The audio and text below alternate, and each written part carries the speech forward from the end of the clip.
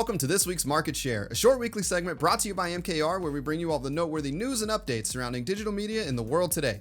My name is Danny, and I have a new microphone this week, so let's hope the audio turns out okay. First up this week, Facebook is yet again taking it upon itself to include every viral fad into its own repertoire by announcing Instagram Reels. This is, of course, a TikTok competitor. Users will be able to create and share 15-second long videos using clips from music, voiceovers, other creators' videos, you get the idea. There will also be a featured Reels section very similar to TikTok's For You page.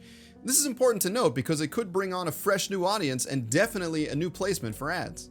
Next up, Google has an update of their own. Shoploop, currently only available on mobile browsers, is a shopping app competitor to Instagram and TikTok. Shoploop is essentially a way for creators and influencers to give an active demonstration of the products they use and then link directly to those products for purchase. Currently, the app centers on makeup and skincare, but plans to expand further into fashion and even electronics. In our world of current restrictions, being able to shop for a product, see a video demonstration of that product being used, and then having a direct link to be able to purchase that product right away could prove very useful.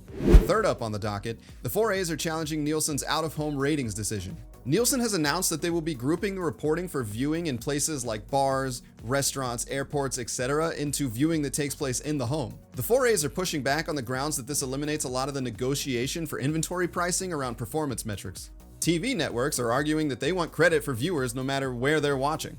Of course, someone eating in a restaurant with a television on in the background simply does not hold the same value as someone deliberately watching TV in their own home. Nielsen is still in the process of the shift, so it'll be interesting to see the outcome. Be prepared to shift your tactics accordingly. Lastly, we've made our way back to Facebook. Sort of. We've mentioned in previous market shares about the Facebook boycott taking place this month, July. Reports are showing that spending from top advertisers has dropped 19% on Facebook and 9% on Twitter. The interesting portion there is Twitter. With the Facebook boycott in full swing, we would expect to see some fluctuation there, some heavy dips. However, it appears that spending is bouncing all over the place. Both Geico and McDonald's have shifted much of their spending to YouTube in July. Kraft has shifted much of its advertising dollars back to Twitter. All that to say is, if you feel like you're aiming for a moving target even more so than usual, you're not alone.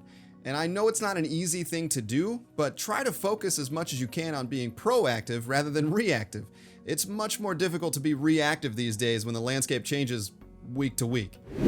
That's all for this week's Market Share. My name is Danny, and I hope you have a wonderful, stress-free weekend. See ya.